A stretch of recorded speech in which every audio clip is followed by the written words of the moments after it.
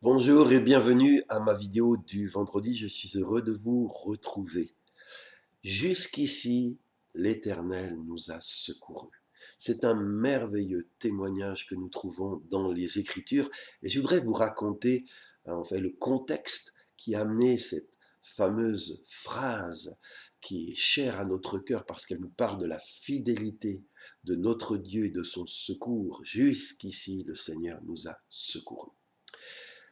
Eh bien, le contexte de ce verset qu'on trouve dans 1 Samuel chapitre 7 verset 12, ça vient après une période difficile pour Israël, la période des juges où il est dit que chacun faisait ce qui lui semblait bon et c'était un peu l'anarchie. Et le peuple n'était pas en forme et le peuple n'était pas proche de Dieu. Mais il écrit dans 1 Samuel chapitre 7 que les Israélites vont aspirer à se rapprocher du Seigneur. C'est toujours extraordinaire quand des hommes, des femmes, après s'être éloignés, avoir été négligents, après avoir fait ce qu'ils voulaient faire, quand ils se mettent à aspirer à se rapprocher du Seigneur. Et j'espère que c'est ton cas, que tu désires te rapprocher du Seigneur, car c'est ce qu'il y a de mieux que tu puisses faire dans ta vie. Et il est dit que Samuel, quand il a vu cela, il a convoqué le peuple, tout le peuple, à Mispa. À Mispa, retenez bien ce nom, Mispa. Et là, à Mispa, Samuel, qui était un prophète de Dieu, a dit, je vais prier pour vous, je vais prier en votre faveur.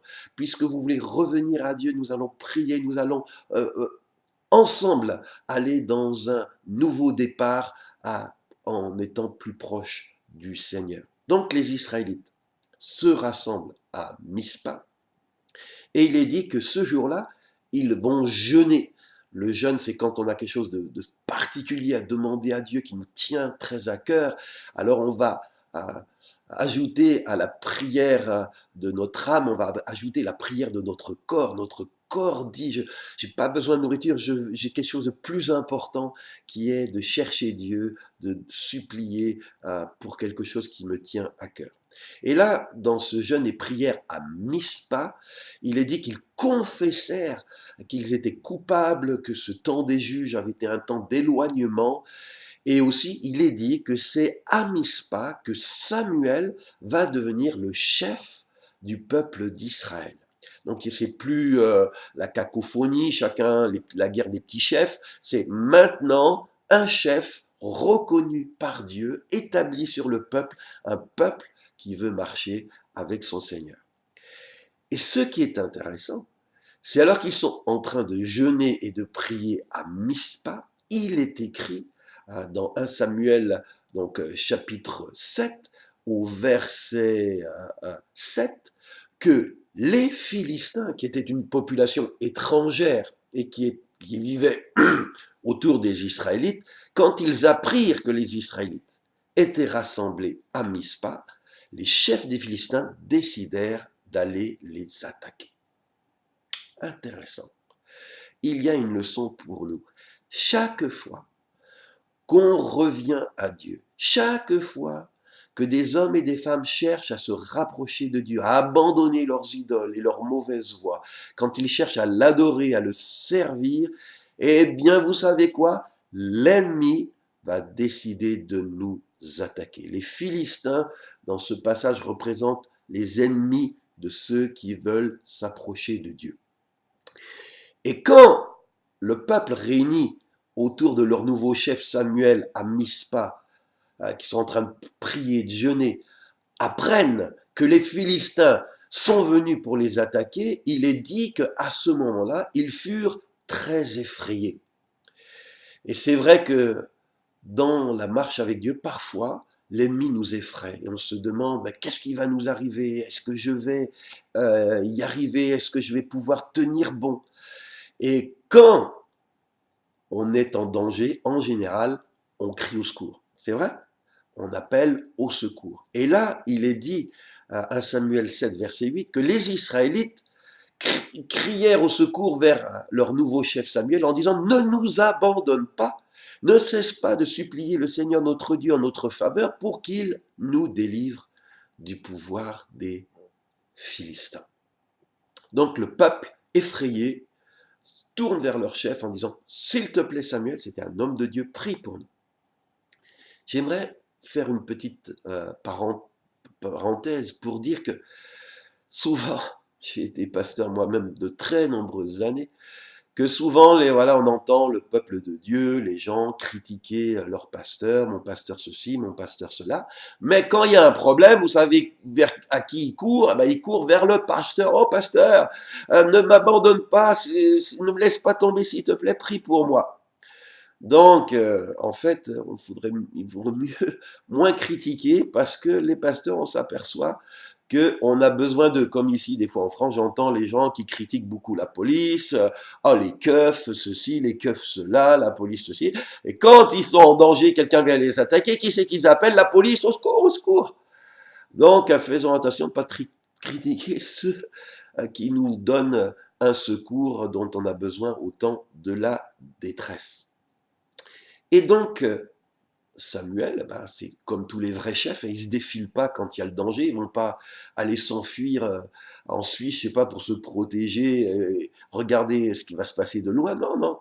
Il est dit que le prophète Samuel, au verset 10, eh bien, il va offrir un sacrifice à Dieu dans cette situation où ils étaient en danger, et il va prier Dieu.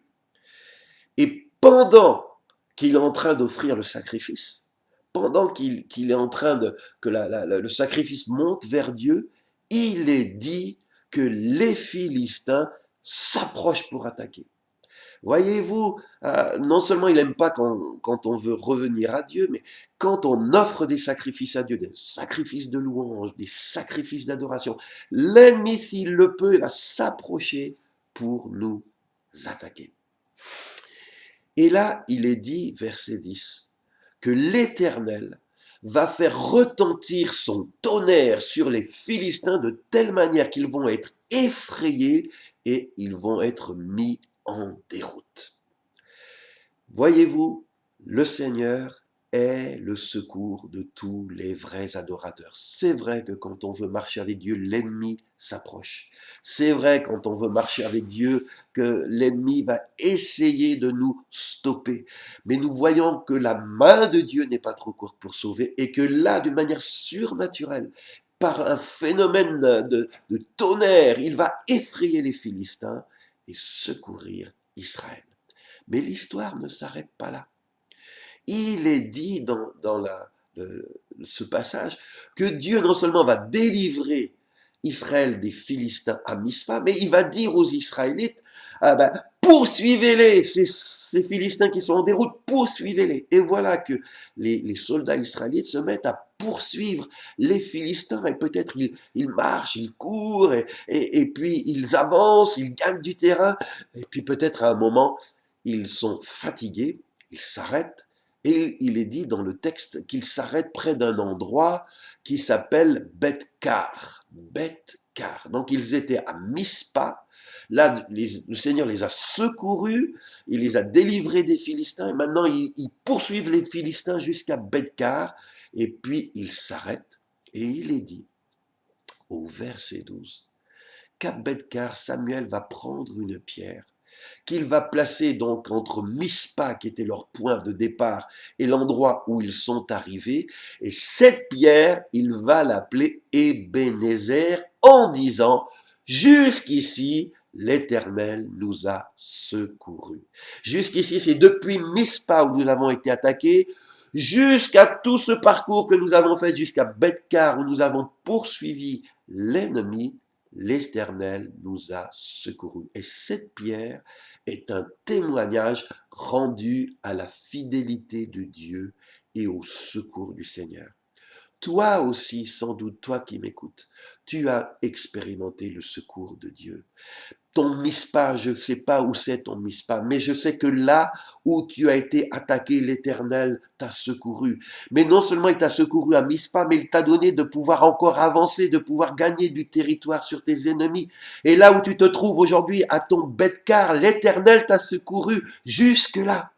Et il est bon pour toi et pour moi de dresser une pierre qu'on peut appeler Ebenezer, la pierre du secours, pour nous rappeler que Dieu est avec tous ceux qui l'aiment et qui le servent, et que même s'il y a des Philistins, même s'il y a des batailles à mener, nous pouvons compter sur le secours de notre Dieu.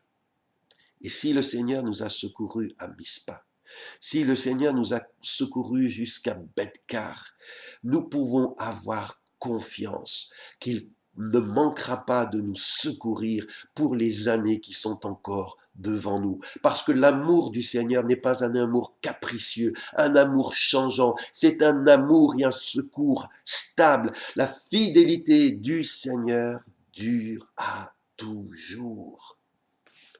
Oui, nous aurons des batailles encore à mener parce que chaque fois qu'on veut marcher avec Dieu, les Philistins essayent de nous attaquer.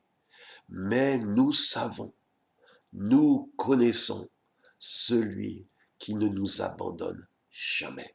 Même dans les moments les plus difficiles, même dans les moments les plus dangereux, nous pouvons compter sur le secours du Seigneur. Si cette vidéo t'a encouragé, si cette vidéo t'a béni, partage-la à ceux autour de toi, poste-la dans ta page, transmets-la à tes amis pour que eux aussi soient encouragés et puissent se réjouir du secours du Seigneur. Si tu ne t'es pas abonné à ma page Facebook ou à ma chaîne YouTube Jean-François Gott, je t'encourage à le faire pour recevoir les nouvelles vidéos qui sont publiées chaque mercredi, chaque vendredi. Je suis toujours à Ouagadougou pour la mission. Merci de prier pour moi jusqu'au 15 novembre. Je prêche la parole de Dieu dans ce pays. Et je voudrais vous dire que je serai là sur vos écrans vendredi prochain. Vous pouvez vous connecter pour un nouveau message. Que Dieu vous bénisse et vous encourage.